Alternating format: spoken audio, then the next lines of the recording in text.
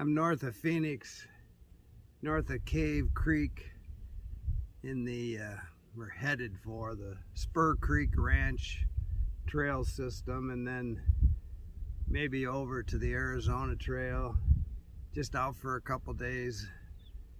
I've never really hiked this area before, but I thought it'd be a good time because they're calling for 50-degree cloudy days. We've had some rain, 35-degree nights. It's a Monday, so I've got the whole place to myself.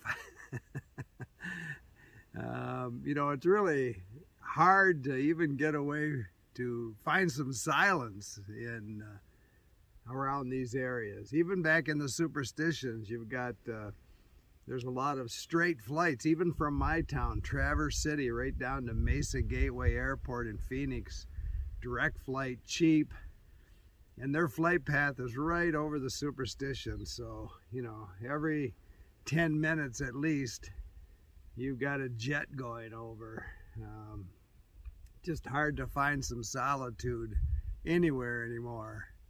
But anyway, today I thought I would talk about heat in the hike. You know, it is cold even this morning. It's probably 10 o'clock, 10:30, still cloudy, has stopped raining, but you know, I start the morning off, I've got two of these. So I've got the black one with the hood and the kangaroo pocket, and synthetic Patagonia pullover. Does have a zippered pocket here, just a half zip, and I would love it if it had a kangaroo pocket, but I haven't found one yet. But anyway, I'll start out in the morning with both of those on, and really with the hood. I mean, I love hoods, but it does kind of restrict your hearing when you've got a hood over you and it's rubbing on your head and you're hearing that noise. You miss a lot of things. So, you know, I do carry a beanie cap too, because I just want to hear everything around me. But on a cold morning, I'll give up the hearing for the heat. But again, no matter what your layering system, it really depends on how you hike. What's your mode of operation? You know, me, I'm just moving all the time, and so I don't need to carry that much. I've got these two pullovers. One's a full zip, and that pretty much takes care of me. You know, I can layer everything I've got as far as clothing. You know, I've got this sun hoodie under here. I've got plenty of layers, but again, I keep moving, and so the heat is in the hike. I'm reading a book right now. I guess I'm kind of addicted. When I'm not hiking, I'm reading about hiking, and I picked it up at probably another thrift store. I'm always looking for books, and this one's about the Appalachian Trail, and right now the guy's on his 49th day, and he's at mile 412. So he's not moving too fast, and he's, you know, it's spring, he's got some cold weather, and he's been kind of miserable. But number one, he has to really need to carry much bigger, bulkier, warmer clothes, because he's just moving slow, stopping a lot.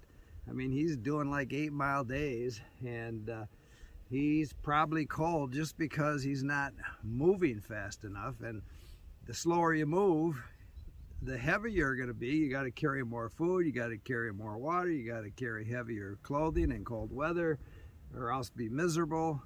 And so it's kind of a labyrinth of things you have to think about before you actually kind of fine-tune your layering system. Everybody's different, so don't think, well, I'm just going to go out and buy the latest and the greatest and I'm going to be warm.